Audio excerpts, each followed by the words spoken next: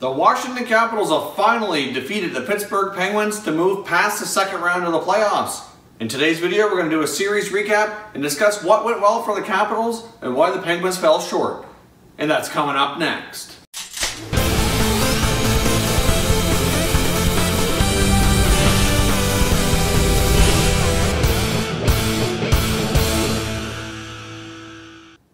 Welcome back to another video here at Top Shelf Hockey. If you're new to the channel, thanks for stopping by. We review and discuss all 31 NHL teams. So if you're a huge hockey fan, consider subscribing and clicking the bell so you don't miss anything.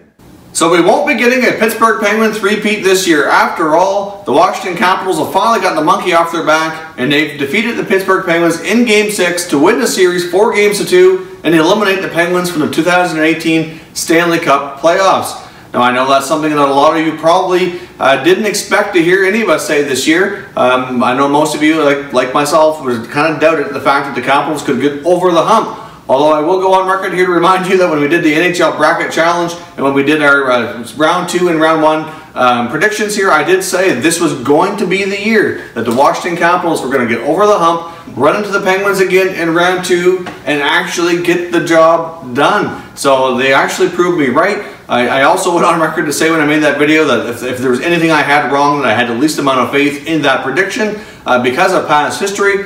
But it happened. Alexander Ovechkin was probably the happiest guy on earth last night. Watching his post-game interview, it is nice to see him smile. And for a guy who's accomplished so much in his career, it's nice to see him finally get a chance to get over that hump and to move forward here in the playoffs and have a shot to play for the conference championship against the Tampa Bay Lightning. Obviously, the Washington Capitals have made it this far before, but never during the Ovechkin era. And of course, the Capitals have never beaten the Penguins in the playoffs during the Crosby-Ovechkin rivalry. So we finally get something different this year. The Penguins had a tremendous run, and at the end of the day here, I'm sure that team was absolutely out of gas. They played a ton of hockey in the past couple of years. 2 years of back-to-back champions, a grueling long season again this year with into the second round. A lot of those guys have played in other formats of international hockey as well over the last 2 or 3 years as well. So I'm sure that a lot of them are just completely out of gas. But at the same time, there are some differences in this year's Penguin team compared to the last 2 years, and we'll discuss that here momentarily, which is why I think the Capitals were able to get the job done.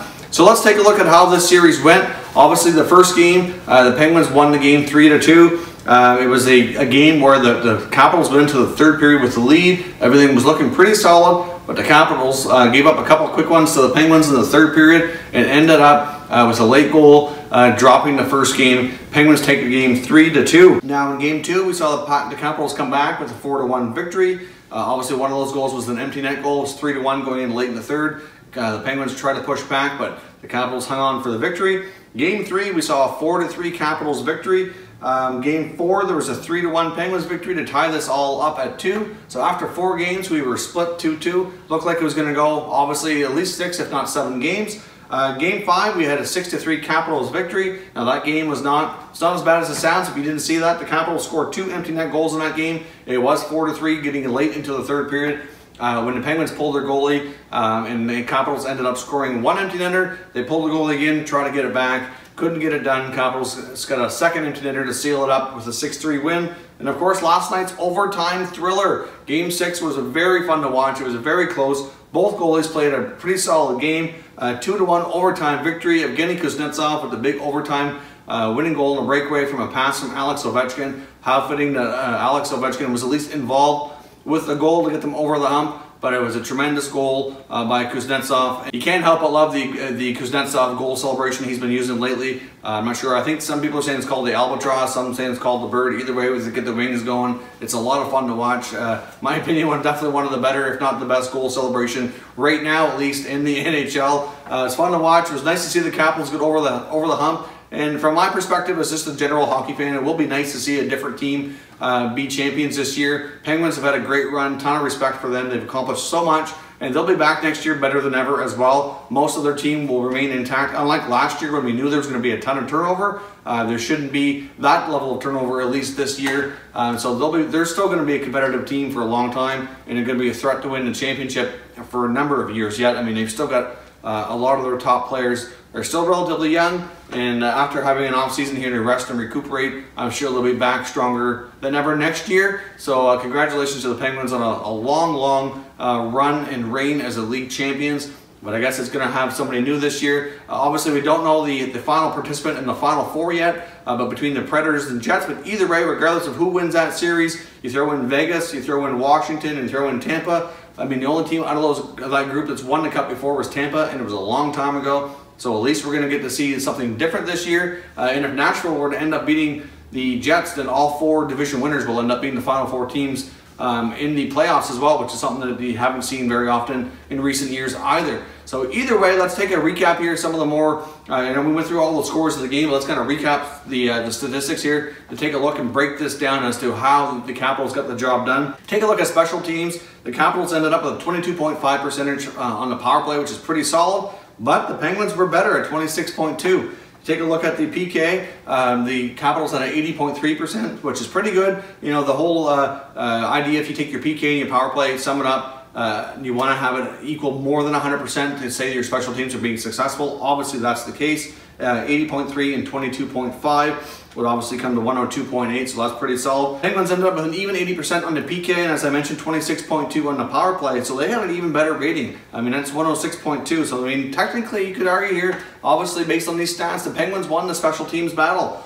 So, you know, the Capitals didn't win the series based on that. If anything, they gave up a little bit too much on the power play, but, you know, thankfully it didn't cost them the series. If you take a look here, the other big factors, Tom Wilson's been out for the past 3 games with a suspension. Nicholas Backstrom, their top center iceman, did not suit up for Game 6 due to injury. So the Capitals really overcame a lot of adversity here, you know, to win this series. Taking a look at the goals for and against here, the Capitals scored 19 goals on 173 shots during the series, while the Penguins scored 14 goals on 165 shots. So the Capitals mustered a little bit more shots on that. One thing to keep in mind though is the Capitals did end up scoring 3 empty net goals during the series, and the Penguins had 1. You take the empty net goals out of the equation here, that means that the Capitals ended up scoring 16 goals and the Penguins had 13. So really, 3-goal difference over 6 games is pretty tightly contested series. The Capitals got it done, but the big thing here is that the Capitals had a little bit more balanced scoring, like in the last game, in Game 6. You know, they got a big goal from their 4th line, Alex Chason, assisted from Walker and Beagle. That was a huge goal. Murray definitely should have had that goal. You know, that one squeaked through him, and I'm sure that everybody would argue that that's a goal that Murray should not have given up, and that was a game changer. When 1-goal game, you know, early on it didn't look, you know, too bad, and there's lots of time to recover, but they never really did. And also, you know, you had guys like Kuznetsov stepping up. He's had some big goals for the Caps in the playoffs. Ovechkin's playing well. You get TJ Oshie. You know, just to name a few other guys. But with the Penguins, it was all Jake Gensel and Sidney Crosby.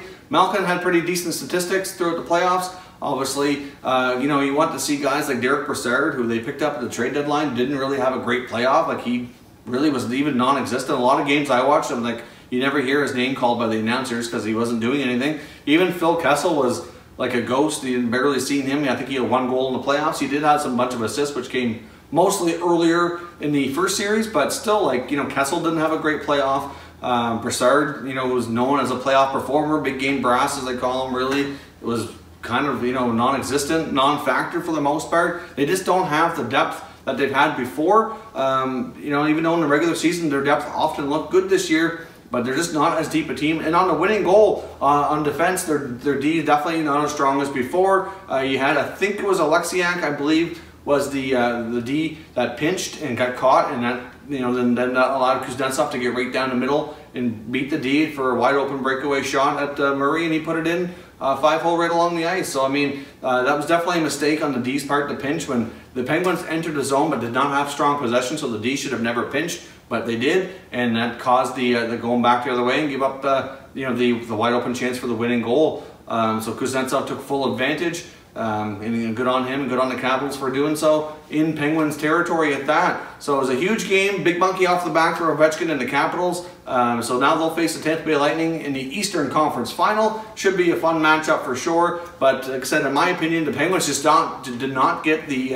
balanced attack that you need in the playoffs. to proceed and to win championships. Like their depth scoring really let them down. Jake Gensel had an awesome playoff. Crosby had a good one. Malkin was pretty decent when he was in there. But like Brassard, Kessel, Brian Rust, Connor Sheary, just to name some other guys that you didn't really get those big moments from like you've seen in the past. So that's the big reason for me why the Penguins fell short. Murray, for the most part, was pretty solid. Except that first goal he gave up in Game 6, I'm sure he'd like to have back. That was a bit of a weak goal. But for the most part, he was pretty strong. We certainly can't put this on Murray at all. But like their lack of experience back there on D and just the depth scoring up front just did not come through. So it'll be interesting to see how the Penguins move forward. But good on the Capitals for finally getting over the hump. Leave your comments down below. Let me know what you think of this series. In your mind, what were the big reasons why the Capitals could finally get the job done? You could argue that the Capitals weren't as deep a team this year either, but they still actually, in my opinion, played better and get a better result.